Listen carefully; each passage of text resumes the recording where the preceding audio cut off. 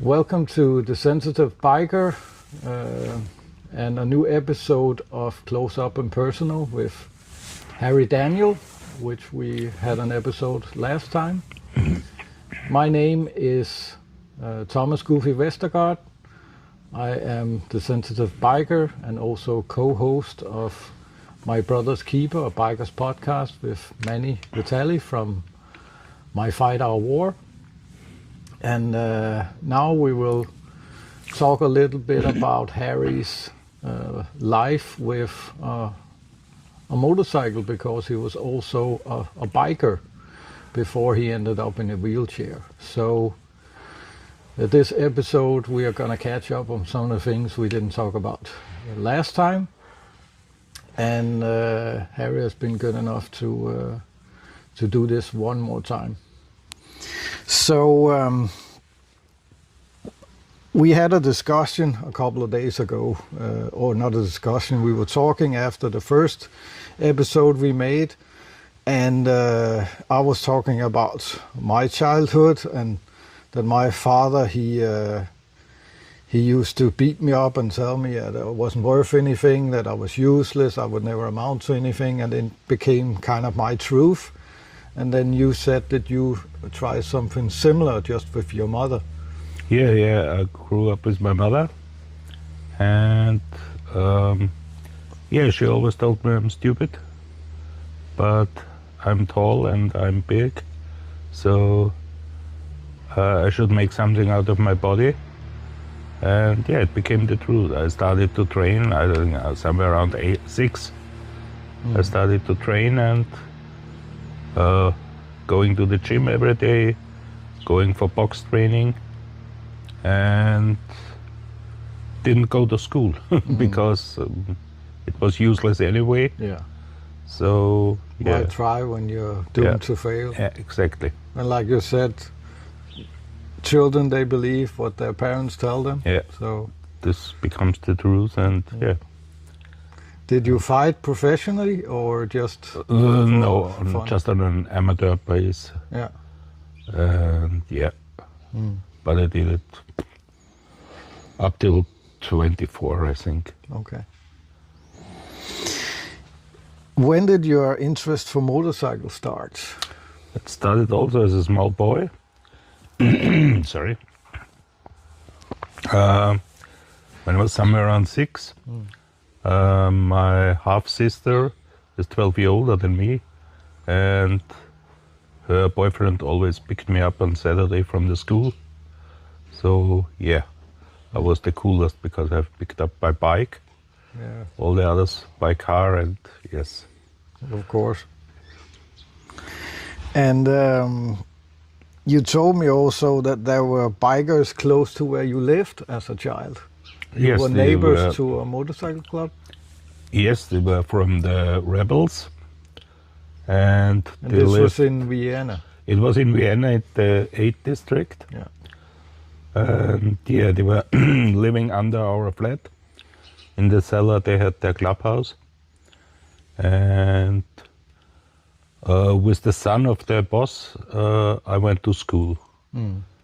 He was 1 or 2 years younger than me. Okay. And yeah, so Did you knew him or just who he was? we knew we weren't friends, but we knew each other, yes. Okay. Yeah. And your mother had an arrangement with them because it was hard finding a parking spot, you said? Yes, they were always. The bikes were in front of the clubhouse, and when my mother came home from work, they put their bikes together so she could slip in with the car and parking the car. And it was on a normal base that they did it every day. Yeah. And yeah, once there was a guy who was faster than my mother and thought he could stay there. They told him not to do, he did. So they carried his car out with him sitting in. And my mother had this place again. So it was, yeah. And he didn't try it They were again? quite nice guys here. Yeah. Also, they had this the boss of the group said, okay, we look a little bit different. We have these motorbikes. They scare some people. So if you see old ladies, just help them on the street. So sometimes you saw these hard guys behind an old lady with 2 shopping bags walking them. But after a while, the old ladies got really used to the guys and said, oh, since they are here, I can go in the evening for a walk because I'm not scared anymore. Yeah. So yeah, it worked out quite well. Yeah. I think they're still in the 8th district, so Okay. So Yeah. they're still in Vienna. they're still in Vienna, yeah. We'll just take a short break till the sound is over. Yes, and after that, you told me also that you rode on track, also on bike. Also on bike, yeah. This was at Zeltweg. It's in the Styria of Austria. And yeah, you pay, and then you can ride even races, yeah. Yeah, it's like a training ground where you pay and then you can. Exactly, exactly. It counts as safety training. If you fall over, your bike is insured. Yeah. And officially, it's a safety track, yeah. Yeah. We have similar in Denmark. You can get young people can get a cheaper insurance if they take this course at least once. So, but you told me also that you tried someone else's bike on the track. Right. Yeah, this was the sister of a friend of mine. She had a completely new Honda CBR 600, and it was completely new. And I said, could I drive one round with your bike and you can have mine instead? And she said, yeah, okay. And yep, I walked on foot back. After, I think, the 3rd curve, I was braking too hard and the bike went off the track, and yeah, I was walking on foot back to the, I don't know what you call it, box. Yeah. She wasn't very happy. She wasn't really happy, yeah. But it was all insured, so it didn't cost anything, but she was crying a little bit, yeah. Yeah. It's sad for your first bike. That's true. But they say, at least people who ride bike a long time, they say you don't really know your bike until you crashed on it. So, but it wasn't her who crashed on it, so it doesn't count. It's sad if you crash another bike. If you break your own bike, okay, but Yeah, that's true. But at a point in time, something we didn't spoke about yesterday as well, you got in some trouble and you ended up in jail. Would you tell what happened? I think how old I'm 22, I think. Yeah. Yeah, it was a guy who's coming to me asking for a cigarette. I gave him one, but he meant he wanted the whole packet. So I told him, no, you can have one. And yeah, it was a little discussion. And then he meant to punch me. And yeah, 2 minutes later, he was lying on the floor without teeth and anything. So, but somebody called the police, so they took me with them. And yeah, then I had a holiday for 6 months. Yeah. Paid from the state. Yeah, 3 meals a day and a Yes, bed to a sleep warm in. bed. Yeah, that was a expensive pack of cigarettes, both for him and you. Yep. Yeah. Yeah, I had to pay the teeth for him, new teeth. Luckily, my grandmother paid for me. I was lucky. Yeah, but how was it being in jail? How do you experience it? It was through. it was hard because somebody else tells you when to get up. When it wasn't the closing in, it was more that somebody tells you what to do all the time. Yeah. You can't decide anything for yourself. No. This was harder than just being locked in. Yeah. It didn't feel comfortable being locked in, but more that you give everything away in this moment, and you also have no privacy. Yeah. You can't shower alone. You don't sleep alone. The only time you're alone when you're sitting on the toilet. Yeah. So, yeah, this was the harder thing than. Yeah. But you learned a lot of tricks in there, you said? Yeah, we talked a lot about opening a car without a key, stuff like that. So, yeah. A crash course in being a criminal? Yeah, more or less, yes. Okay. So it didn't make me better, let's say it that way, no. Yeah. Did you steal cars after you got up? No. No. No. You just learned how? I just had the theory. Yeah. The practice I'm still missing. Not the practice. Yeah. But you did run for the police one time, but that was in a car? This was I met a girl, a nice girl, and we were drinking in a bar, and somewhere around 2 in the morning, she said, "Can you bring me home? My car is outside." I said, "Yes, of course I can drive your car." And then we were on a big street on Vienna, and the police closed it for alcohol control. And I said, "Okay, yeah, normally I have luck, no problem." Yeah. And maybe 20 meters before, or 25 meters before, she said, "Yeah, but there's a problem. I don't have any car plates on it. It's not insured, registered the car." Yeah, that's maybe the most stupid time to tell me. Yeah. And so, okay, then fuck off. I just speed on, and we could get away. So, yeah. Was it in a parking garage? Or? Her office was near this place. Yeah.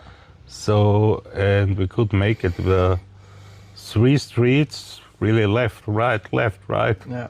And then down the car park. And the police drove past. So, That was lucky. yeah. And you would have had a second vacation. And my driving license would have gone. Yeah, also. Yeah. But when the accident happened, we talked about the motorcycle accident last time, but for people who didn't see the last episode, would you tell us short what happened? Yeah, I think it was 2:30 or something like that in the morning. I was leaving the restaurant where I worked because I had a discussion with one of my best friends. And I can't even remember what we discussed. Something stupid, but we got over in an argument, and I was really angry, and it was raining as hell, but I'm the king of the road, and half of the time I was on the back wheel because I wanted to get the anger out of me. And 500 meters before my home, I slipped with the front wheel on where the water goes down, a canal.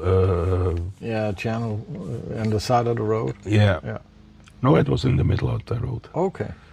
And the front wheel slipped, and I crashed with my body in a parking car.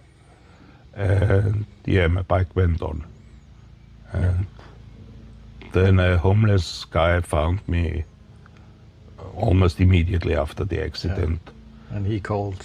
He called the police, and they came, and then it had to be very fast because my lung was damaged, my back was damaged, leg. arms, everything broken. Yeah. Did you have a helmet on? I've had a good helmet on, otherwise I wouldn't have survived, yeah. Okay. But Yeah. they had problems finding your bike? Exactly, because my bike was driving on and parking itself between two cars on the other side of the road. So they had a motorbike driver, but no motorbike. So yeah, it was quite funny, yeah. Yeah, now I didn't think it was funny back then. But, Back then, yeah, it was. yeah. And after when you were at the hospital, the only people that are allowed to visit on intensive was family. It's the family, yes. Yeah, and they could They were contact with the your mother, and first, she I came. don't know, 3 months. Yeah, I was just allowed to visit family. yeah, And the first one of the family was my mother came in. And I got so angry that all the machines I'm hanging on were giving a hard alarm, and the whole emergency rescue team ran into my room and wanted to reanimate me. Yeah. So, and yeah, then they said, okay, my mother is danger for my life, so she was not allowed to come in anymore. okay. So yeah, that showed a lot about our relationship. That's true. That's true. And after you were at the hospital, how long were you there? I forgot. At the hospital altogether were 4 months, Okay. and then immediate afterwards, 9 months at the Rehab. rehab. Yeah. But you weren't really keen of working out at rehab. You had a counselor who used extreme measures to get you to comply with the falling out of the chair. Yes, yes. No, it was my physiotherapist. Oh, physical therapist. And one of the earliest thing you learn in the wheelchair is if you fall out of the chair, you had to come alone in. Yeah. If you're somewhere around, it's quite important. But I was so cool, I said, no, I don't need that. And we started our therapy somewhere around 10 in the morning or so. I can't remember, maybe 9, 11, Yeah. somewhere in the morning. And she threw me out of the wheelchair and said, I show you. I said, you don't have to. And just leaned back on the wall and said, okay, when lunch is coming, she will put me in and I can go. Yeah. Lunch came, nothing happened. She asked me again. I said no. Then I thought, okay, 4 in the afternoon, her job is finished Yeah. She would go home. and she will go home. She asked me. I said no. And so we were just sitting next to each other, leaning on the wall, talking the whole day. And then there was the evening eating. It didn't come into the things. Somewhere around 8 in the evening, we ordered a pizza. And after the pizza, we talked quite a while. And I think at somewhere around 10:30, I said, okay, show me this thing again. And we started to train the going into the wheelchair. Yeah. Yeah. She was a very good therapist. Yeah. Yeah. It's she did more than her job that day. Yeah, exactly. But you also trained on rolling stairs. Yes, that's also very important. In the meantime, you have more escalators, but back there, shopping center, so there were these rolling stairs. Yeah. And it was part of the training that you learn how to drive them up and down. Yeah. And I had this. And it was usually so a guy who sits longer in the wheelchair trains a new one. And I got a new one. He was an older man. I don't know, somewhere around 60 or so. He was very nice, but when we drove up, I showed him how to drive up. You hold on this black rubber thing, and when you're at the top, you have to let it go. And he didn't let it go, so he fell out of the wheelchair. And yeah, I showed her, okay, I need 3 men. Yeah. One is holding the chair, 2 are helping him in. And an old lady came to me and said, what you doing there? And I told her, yeah, it's very important to learn this and blah, blah, blah.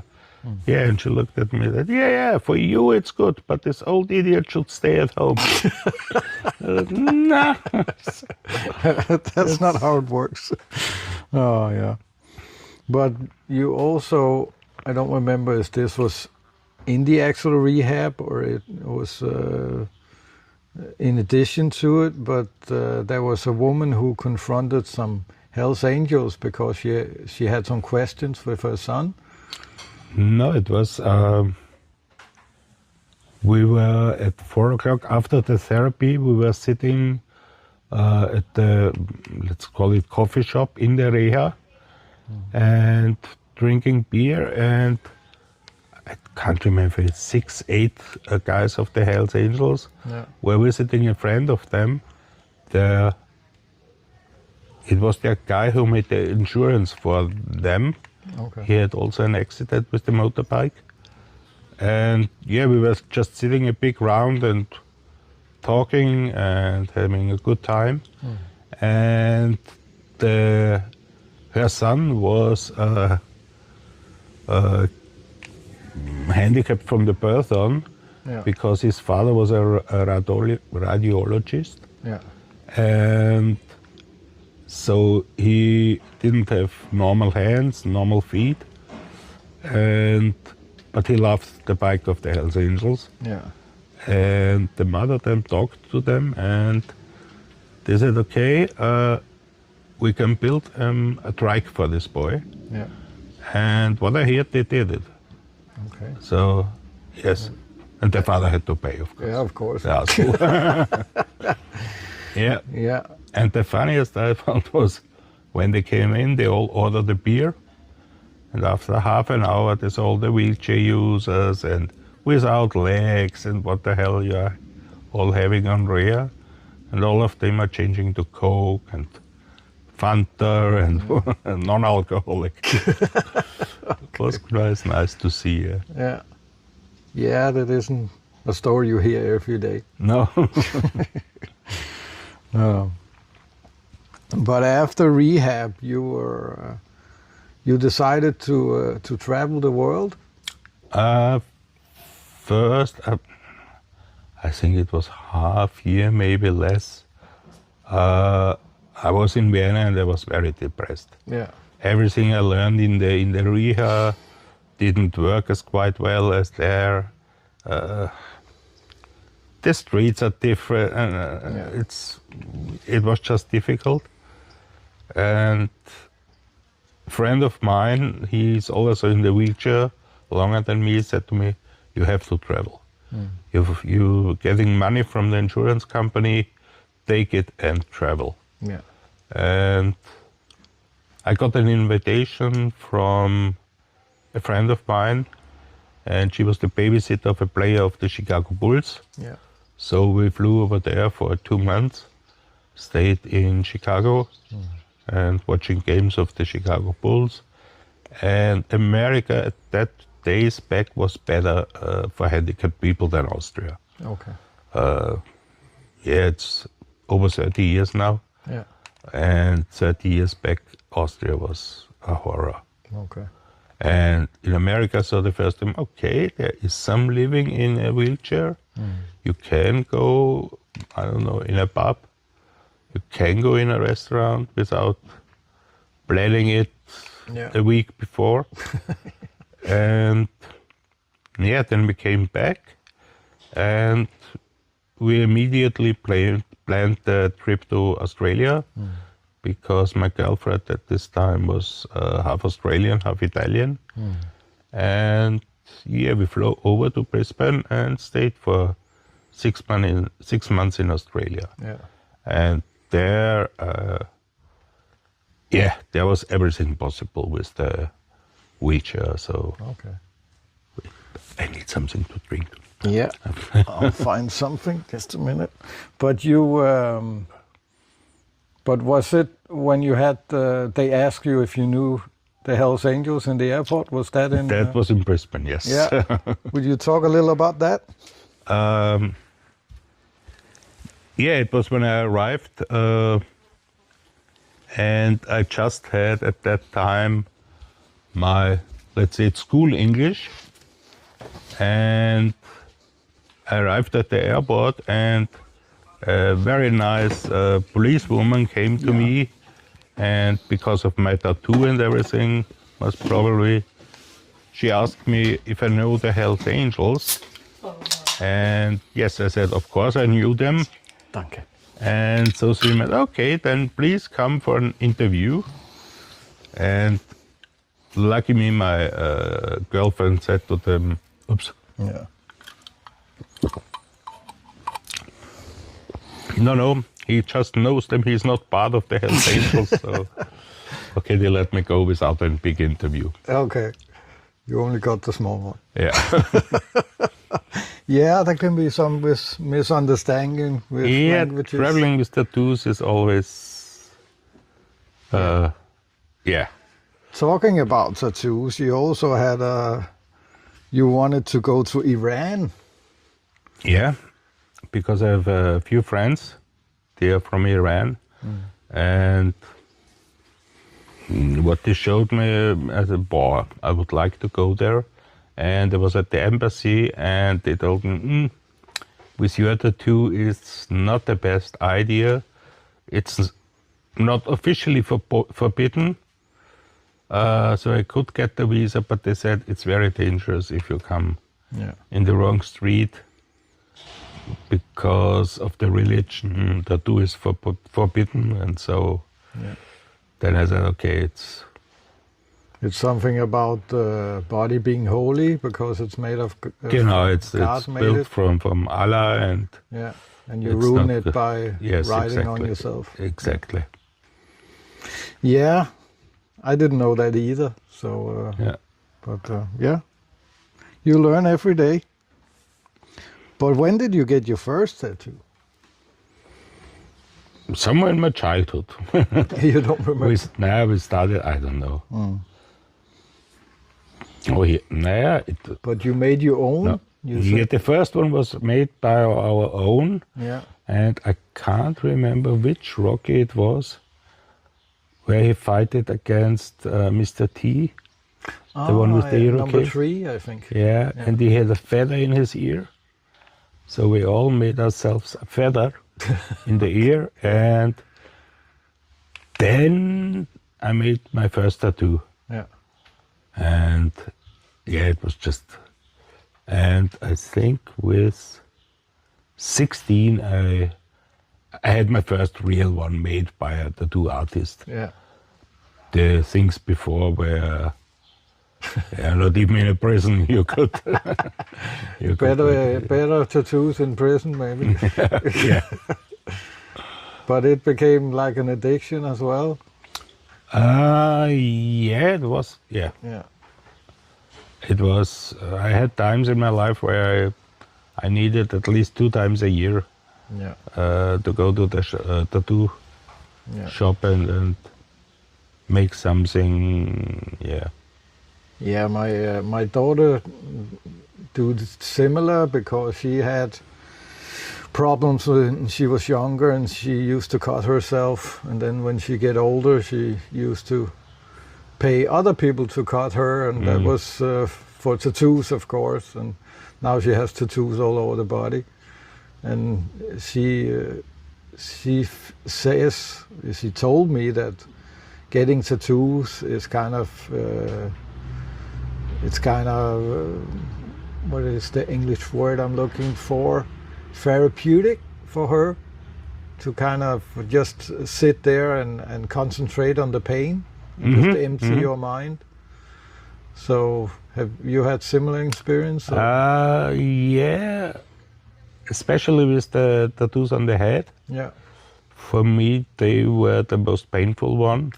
And guess. there was, yeah, it was, but my head was afterwards completely clear. Okay.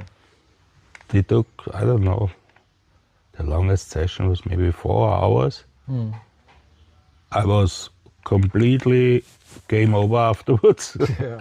If I would have run a marathon or something like that.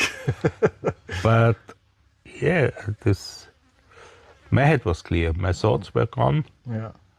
and So it gave you some kind of relief in a way. yeah. Yeah. It makes sense. Yeah. Something you wanted to talk about, which I think, because you said that's something most people think about but don't dare to ask. Sex life Sex in a life in wheelchair. wheelchair, yes, it was, of course, when I started, I was 24 in the wheelchair. Yeah. So, yeah, you have at least 30 years where you enjoy. And there were a lot of people saying, oh, that's not possible anymore. And at the rear, we had them guys, no, why? There's an injection you put in your penis, then for 4 hours you have a hard-on, and if you can't fuck her, lick her. Okay, that's a possibility. And so, yeah, this was also then discovering my own body new. Yeah. And okay, this is possible. Where do I feel? What do I feel? And of course, it takes a time to figure out your own body, Yeah. because everything is new. But it was an interesting experience, and I wouldn't miss it, because I knew it before the accident, and I must say, after the accident, I had more fun Okay. than before. Before, I was just concentrated on fast as possible, duck, duck, duck, duck. Yeah. Okay, and afterwards, yeah, I learned also you need a partner for sex. Before, okay, there were girls for sex, Yeah. but no partner for sex. So, yeah, So a relationship both in mind and doesn't have body to is be better. a relationship, but you.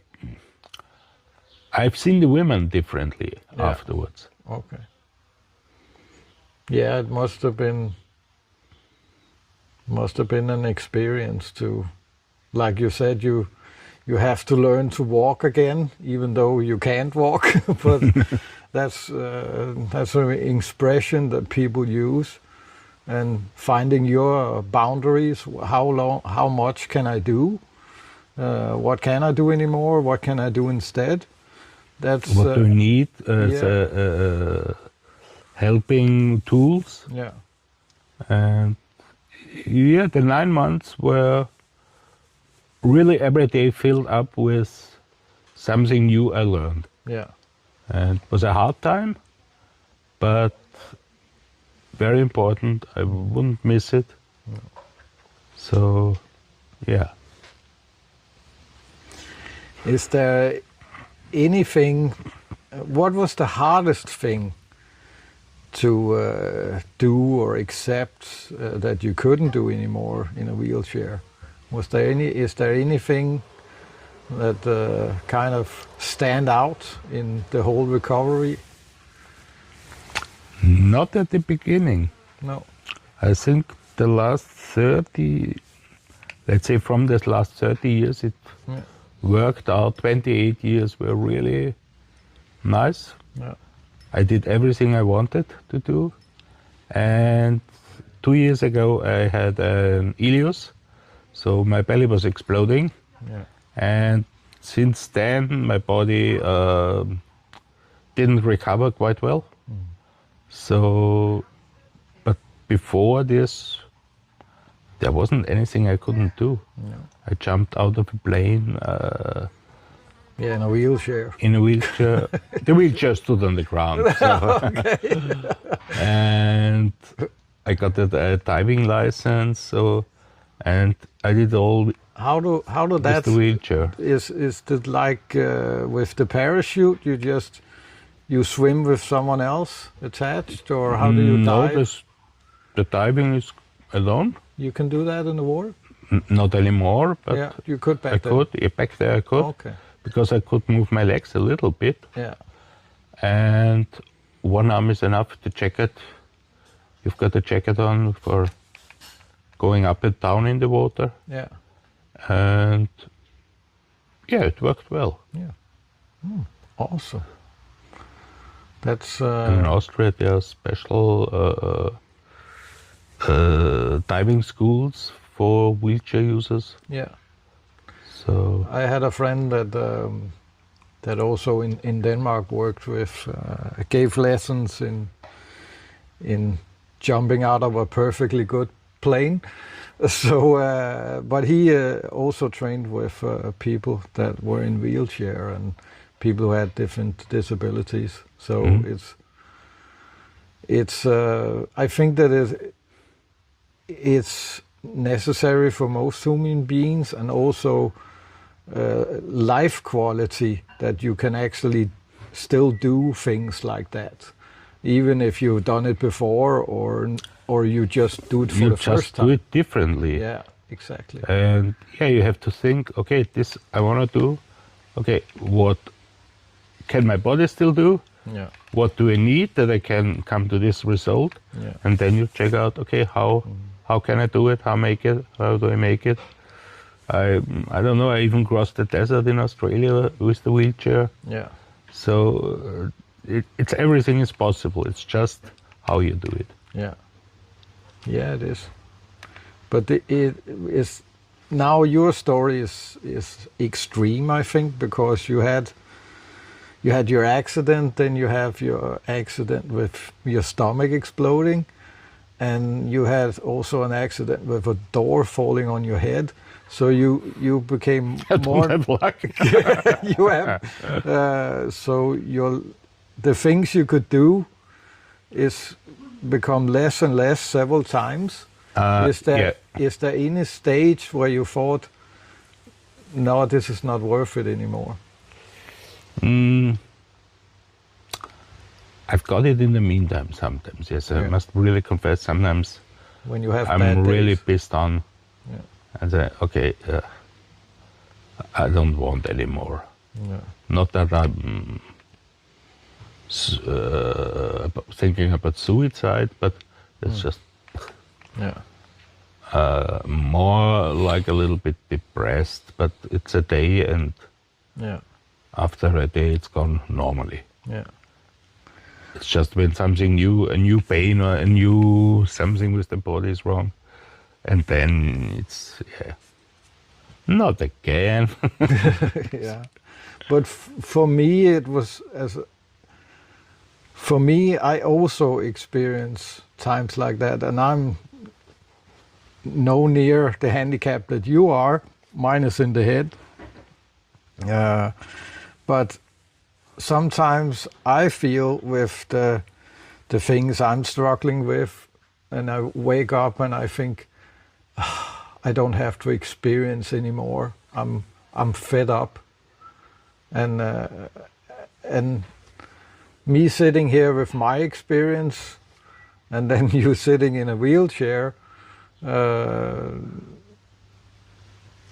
because I haven't tried it. You can tell me how it is to sit in a wheelchair, but I don't It's know. more comfortable than, Yeah. than any other chair, at least mine. Yeah, but I can try and picture how it is, but I don't know. So you On a daily basis, yeah. tell me, but I would never know how it is to be in your shoes. But thinking about the problems I have, and I tried to take my life twice unalive myself twice in my almost 50 years now. And then you sit in a wheelchair with all the things you've been through, and you sometimes, but it's hard for me to understand, but I think that it makes you you have learned to live with this in a way It's a learning process, yes. yeah, that I have a hard time understanding And because at the beginning, of course, when the doctor, of course, my family had more to fight than me. okay, When they my had harder sister has time, been told that I'm in the wheelchair, she almost broke down. okay, And when he told me, I said, I've got a second chance. yeah, Because my life before was a little bit extreme, yeah, too much everything. And so I saw it as a second chance. And then there was the rehab center, and they slowly brought me back to life and showed me, okay, oops, sorry. that's okay. Wait, could we just shortly, I have to make one email for my job. Yeah, of course, no problem. So, Be right back. And we're back.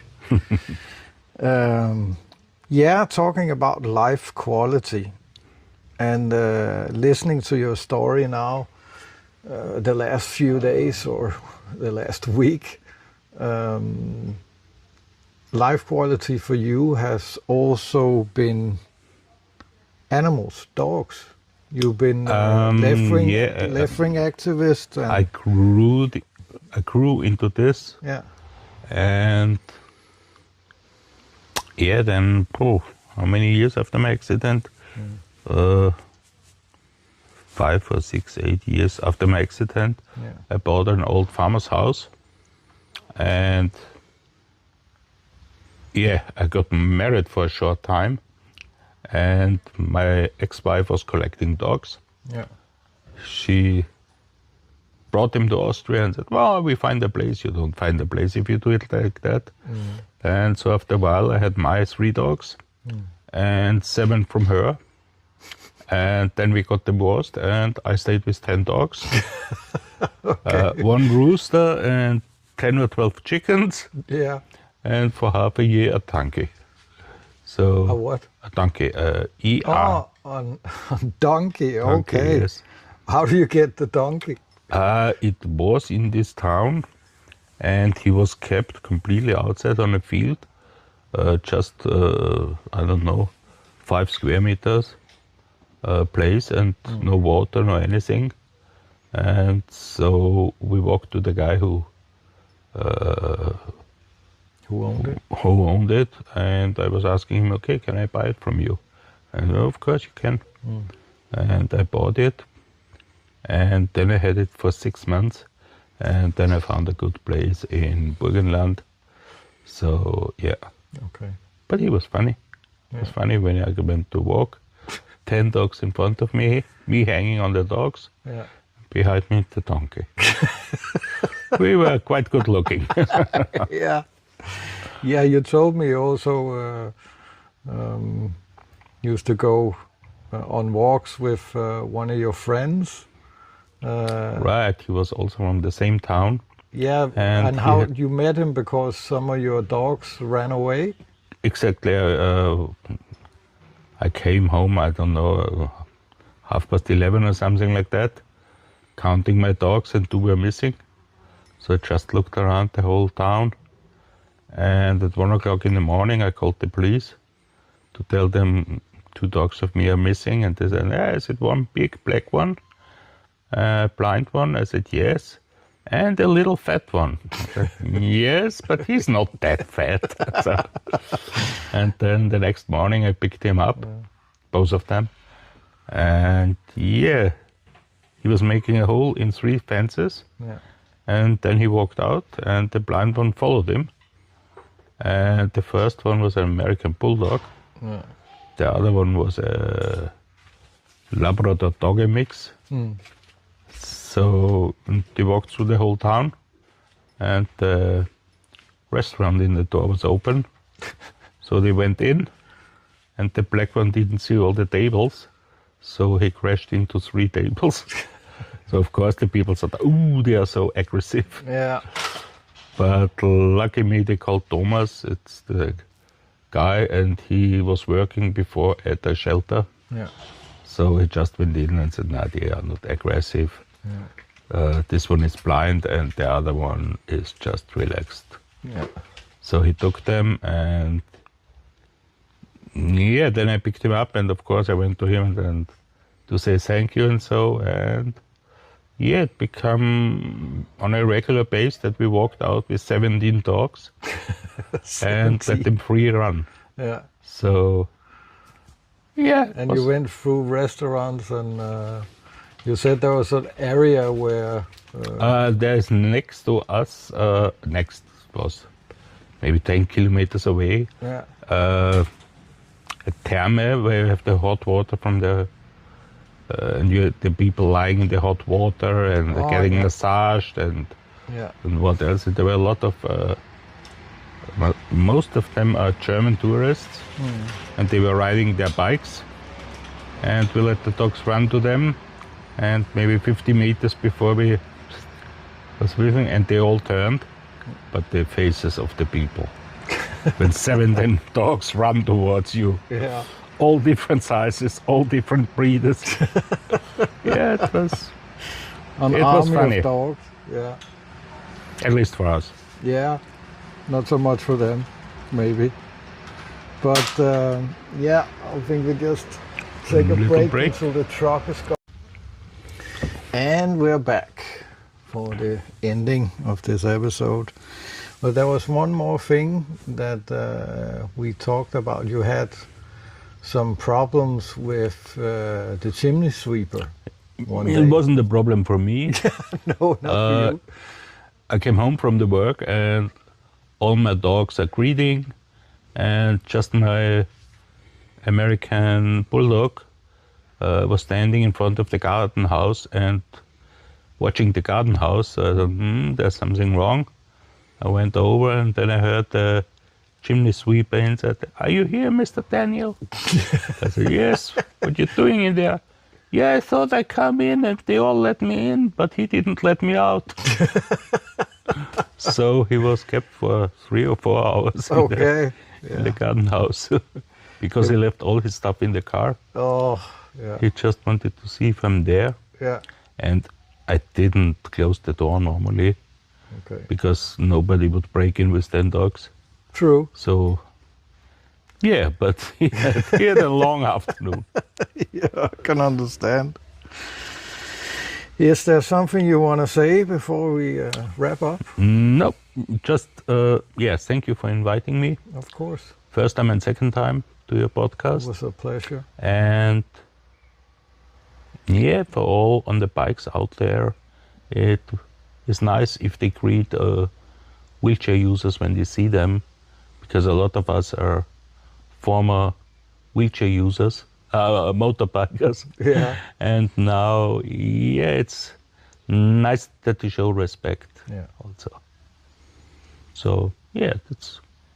Well, we'll send that message out there to all fellow bikers. And it was a pleasure having you. And thank you for inviting me twice, and it was a pleasure to meet you. It was a pleasure to meet you too, and I feel blessed by having you in my life now. So felt good, yeah. Hopefully we will see each other again. We will.